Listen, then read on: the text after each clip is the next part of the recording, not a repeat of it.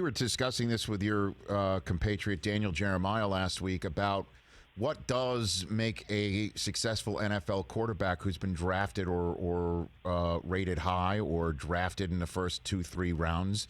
Is that, is it environment, or is it just somebody who could just take a team and elevate it himself, regardless of who the coach is or revolving doors? And I'm wondering where you stand on that subject, because obviously you've got Darnold and Josh Allen from this draft that we're still talking about. We had Baker last night from this draft. Rich, I think, honestly, not to cut you off, I think the more I'm involved and the more I've been around this and evaluating players, I want to believe that the environment has to be right and all those sorts of things.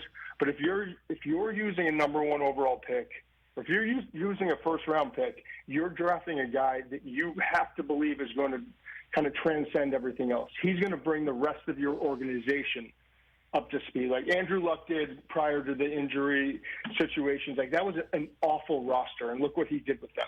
Look what Tom Brady did with an offense that rarely had elite players on that side of the ball.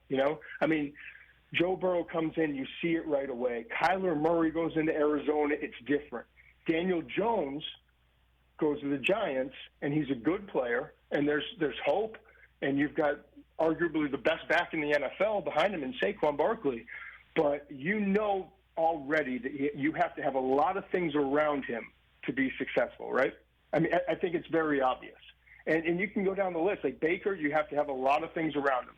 Sam, I think, can kind of transcend things with the Jets, but he needs a little bit more.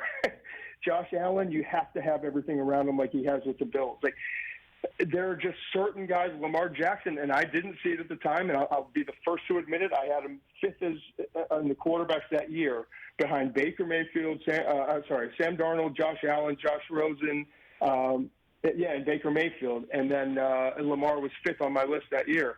But Lamar, they've transitioned the offense to him, but he's capable of taking over the organization and being that guy. So if you're using a number one overall pick, you're expecting to get that. Whether you get it or not, it really decides what's going to happen with your future for the next 5-6 years. Hey, you watched all the way to the end. Thanks for that. Watch more right here.